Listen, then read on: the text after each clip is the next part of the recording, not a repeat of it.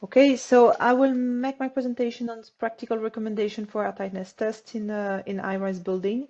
So first I have to say that it's not myself, but Nolwenn Urel, my colleague from Cerema, that has prepared all this presentation and actually done most of the work on this ventilation information paper. Unfortunately, she was not able to make it today, so I will deputize for it. I have been working on it also, so I hope I will be able to present it myself, and I will try to answer your question also in the end. So a ventilation information paper has been published by the AIVC in October 2023. So it's proposed new criteria for IRAS building. So this is what we will present today for testing in IRAS building. It also make an analysis of the error due to stack effect. So this is a simplified version of what Benedict has presented today. So a new test methodology, and it gives the practical recommendation for testing IRAS buildings. So this document is free, available on the AIVC airbase, so feel free to download it. If you need to translate it also in other language, you can ask us. We have been doing that for other VIP in the past. So if you are interested in this document, please just go to download it on the AIVC website. This is where we made it. So we focus this presentation, as I said, on the new test methodology we propose in the paper and on practical recommendation for testing IRAS buildings. So the new criteria we propose, so this has been already discussed by Steffi and Benedict. It's not possible when we test IRAS building to meet ISO criteria, the -5 Pascal for the zero flow pressure and the lowest pressure station at 5 times the zero flow pressure. This is just not possible in most of the case when you test IRAS building. Also, it's very challenging to reach to have a building that reacts as a single zone, that the entire building is tested and responds the same way all along the building. This is very challenging. So what we suggest in this ventilation information paper is to replace those two criteria in ISO 9972 by 4 new constraints. First, to check the zero flow pressure measurement standard deviation. So this is what should be below 5 Pascal to limit the fluctuation, and not only, but not the absolute value of it, but limit the fluctuation of the zero flow pressure. 2, as Steffi has said, average pressurization and depressurization tests. This is how you limit the error. I will explain it a bit later. And as Benedict has traced, and also Steffi, to have a building that is fully depressurized or fully pressurized with a margin of 10 Pascal, because as Steffi has shown on the practical test, you see fluctuation of the pressure at the top of the building that are in the range of 10 Pascal. So you need this buffer to make sure that the building is always fully pressurized or fully depressurized. Then we would limit the stack effect ideally to 1250 Met Kelvin for multiple point tests. And well, we have done simulation until 2000 to check that the constraints that we were suggesting were still relevant.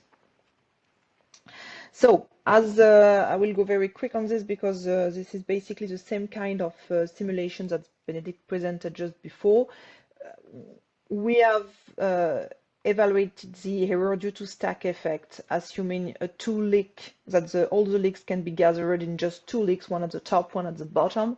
And we have vary the balance between the 2 leaks, either a very big one at the top and a small one at the bottom, or the opposite, all along all the possibilities.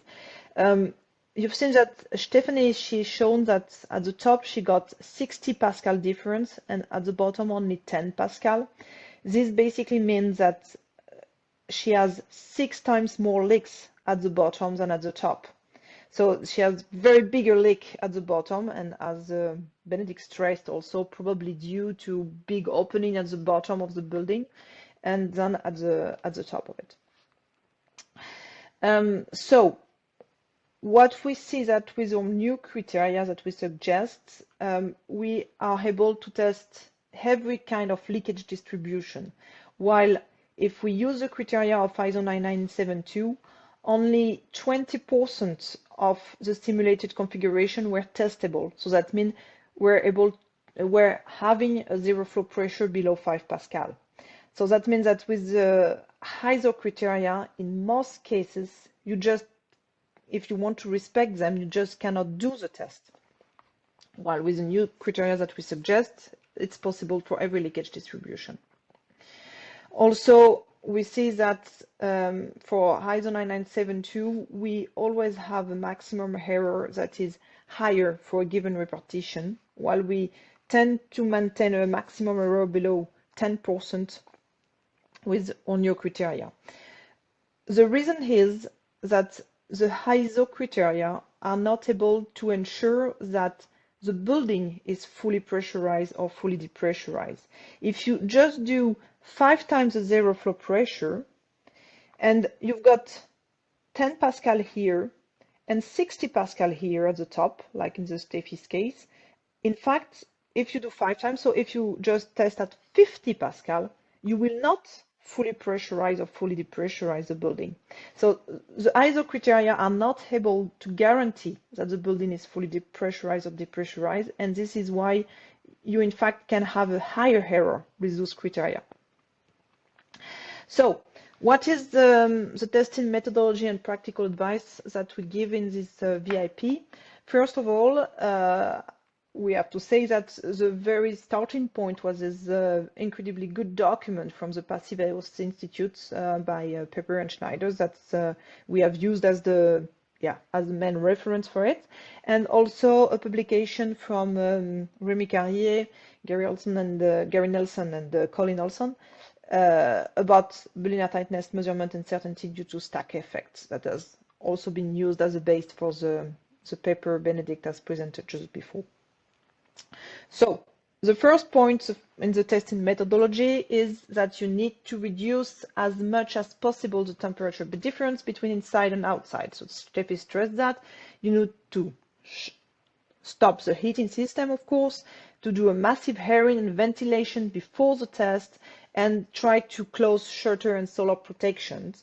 It's even better to perform the test at night to avoid the sunny weather that may hit indoor, above all if you've got a building with a lot of windows, or at the mid-season. So do whatever you can to minimize as much as possible the temperature difference between inside and outside. The second thing is, okay, you will test the zero flow pressure at the ground and you check that the standard deviation is below 5 Pascal. If you've got too much fluctuation, you cannot control the error. And you check also that you are ideally below 1250 Met Kelvin for the stack effect. And then you should check a few days before the test the weather forecast, and you should reschedule if it's too windy at the time of the test. But that's tricky, I know. Then you should calculate the stack effect. To evaluate the stack effect, having the zero flow pressure doesn't tell you how much stack effect you will have. So you calculate just as Steffi has shown with a simple equation, depending on the temperature difference and the height of the building. So you can estimate the zero flow pressure at the top also. And this will provide you some information on what kind of pressure you should impose to the building to make sure everything is pressurized or depressurized. So as we say, the flow rate induced by the blower door should be above the maximum of the zero flow pressure at the top, plus the zero flow pressure at the ground, plus a margin that we recommend to be around 10 Pascal. So yeah, basically maximum between this, and plus 10 Pascal. And if you've got wind above 3 Beaufort scale, you need to measure the zero flow pressure all around the building envelope and at the top and the bottom also, to make sure that this margin is enough. It should be good below 3 Pascal. That's what we observed also with the between 3 Beauforts. That's what we observed also with the Steffi presentation. Above 3 Beaufort, we cannot guarantee anything. So this is basically the pressure that you should have at your manometer when you are performing the test, to make sure that the building will be fully pressurized and fully depressurized, and that you have basically the same induced pressure in pressurization and depressurization.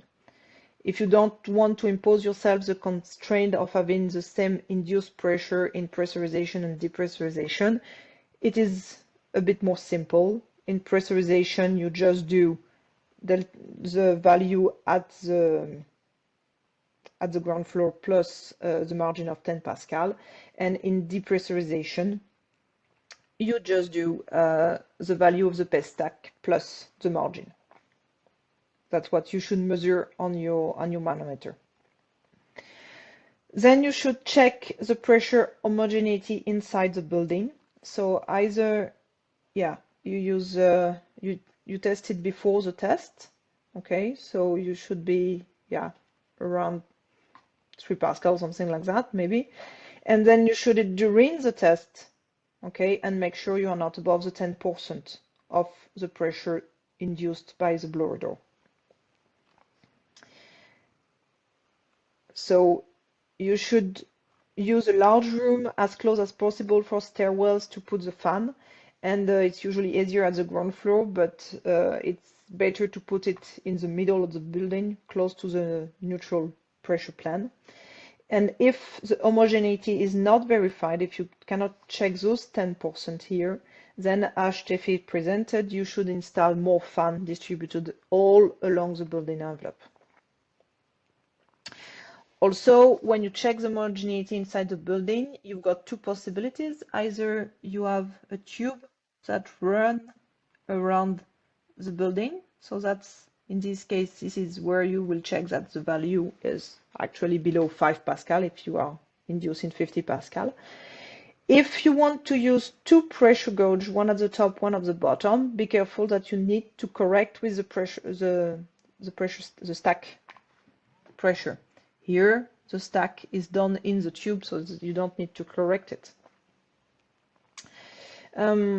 Okay, and then the seventh point is that you should conduct your air leakage measurement at several pressure stations as usual, both in pressurization and depressurization mode. Why that? It's because when you are over-pressurizing the building, the leak of the top have a bigger impact on the result, while the leak at the bottom have a smaller impact. And when you do the test under pressure, it's exactly the opposite. The leak at the top have a smaller impact, and the leak at the bottom have a bigger impact on the result. So as it's not evenly distributed, when you do the average, actually, you do balance those differences in overpressure and under pressure, and get something much more close from the true value.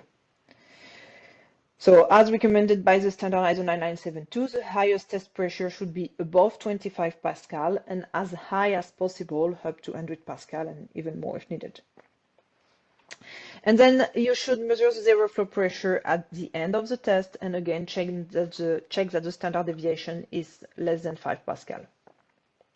And you calculate the result by averaging pressurization and depressurization tests results after regressions.